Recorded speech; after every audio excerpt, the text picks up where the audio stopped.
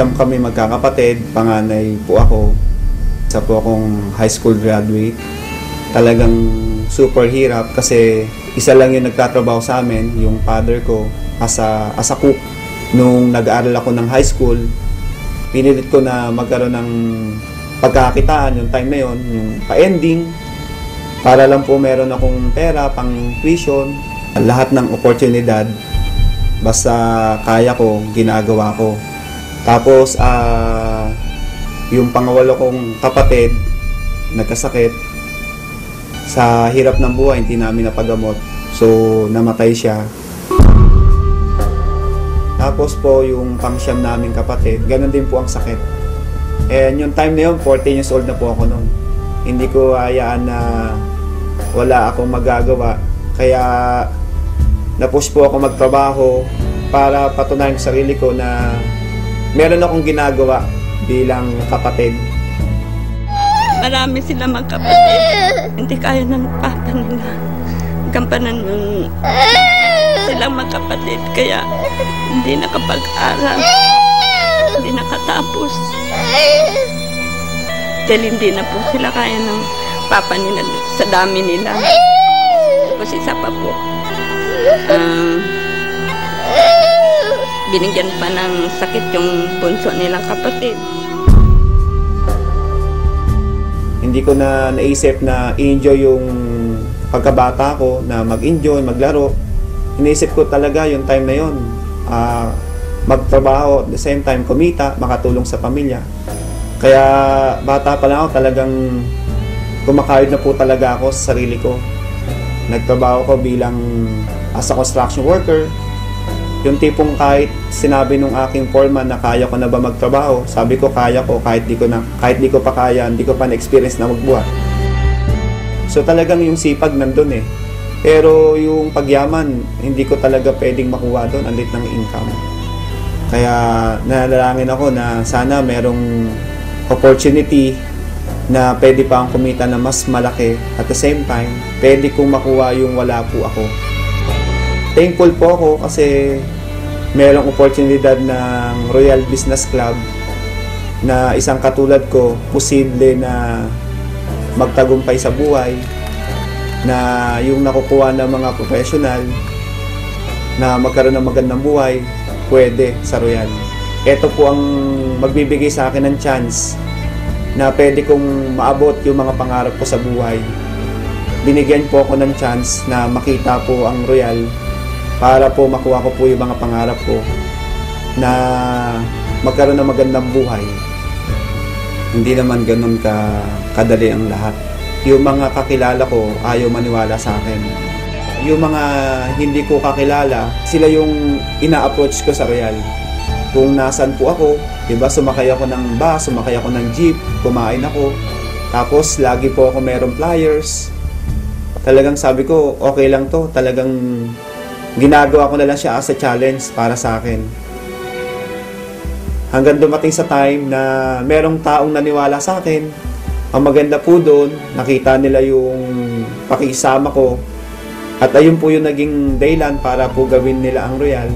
Nandun po talaga yung sinseridad ko na tulungan sila para po magawa nila yung tama yung negosyo ng Royal. Kaya yung nagsisimula po ako, yung unang mga naniwala sa akin, yun po talaga yung unang tinulungan ko at hindi ko pinabayaan na hindi sila maging successful para po makuha nila yung mga pangarap nila sa Royal. Kaya ngayon po, yung mga pangarap ko, isa-isa ko na pong natutupad. Ngayon dahil sa Royal, yung pangako ko sa magulang ko, natupad ko po na mabigyan po ng bahay.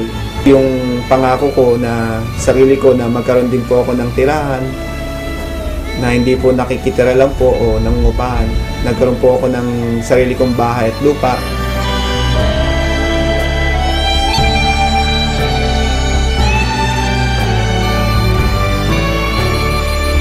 Dati, ang higaan ko, papat, kawayan. Pero ngayon, nakakutsyon na ako. Isang room. So, sa second floor, meron po tayong 3 room. Lahat ng nakita nyo po ngayon, lahat po yan katas po ng Royal. Tapos po, nagkaroon po ako ng pangalawang sasakyan, brand new. Ito ko, yung kulay white Montero. Pangalawang sasakyan ko na nabili sa Royal. Tapos po, after 5 years, hindi ko po ito pinangarap. Pero sabi nga sa Royal hindi po bawal managinip. So masasabi ko, itong pangarap na nakuha ko, ito po yung panaginip na pangarap. Pero dahil sa Royal, yung panaginip na pangarap ko nagkatotoo. Nakabili po ako ng sports car 911 Turbo Porsche. Kaya sa Royal, hindi mo ina-expect ipagkakalob sa'yo kahit di mo pangarap matutupad. Hindi po ako mapaniwala na isang katulad ko nagdadrive po ako ng sports car. Kaya thankful po ako sa Royal, sa Panginoon, kasi binigyan po ako ng magandang resulta. Sila po yung may daylan o may plano po neto bakit ko po nakuha ito. Ang laki ng kita ko na binibigay sa akin ng Royal, na imposible po sa labas na pwede kong kitain yun. Kaya yung mga pangarap ko sa loob ng 5 years may get, talagang lahat po natupad ko na po. So maganda doon, kumikita ka na sa mga products. The end of the year, bibigyan ka pa ng Royal ng profit sharing. So nakakatawa, binigyan pa ako ng 142,998. Yeah, tapos ito po yung mga ticket ko sa Europe. Tapos yung sa taas po is South America. Ayan po yung travel namin sa Brazil. Ngayon lang po nangyari sa buhay ko to na makapunta na iba't ibang bansa. Hindi po para magtrabaho, para lang po magbakasyon at sightseeing, mag-enjoy. Papunta na kami Barcelona! Okay ba? First time makapunta sa Madrid. Discover Madrid. Pantay-pantay sa Royal, na kahit high school graduate lang po ako, pwede kang maging top earner. Noong 2009, overall, naging top 1 po tayo. And 2010, naging top 1 uli. And 2011, naging top 1. Ako din po yung unang-unang na-recognize po ng Chairman Circle. At ako rin po yung kauna-unahan din po na nakapasok din po sa Movers and Shakers.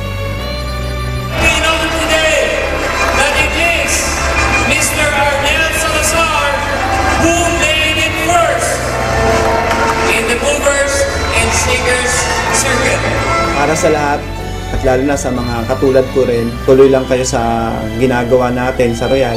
Pagsipagan lang natin kasi naniniwala ko na sa Royal Business Club na po tayo. Ito na po yung right vehicle. Darating po yung time, magugulat na lang po kayo, nandyan na lahat po yung pangarap natin.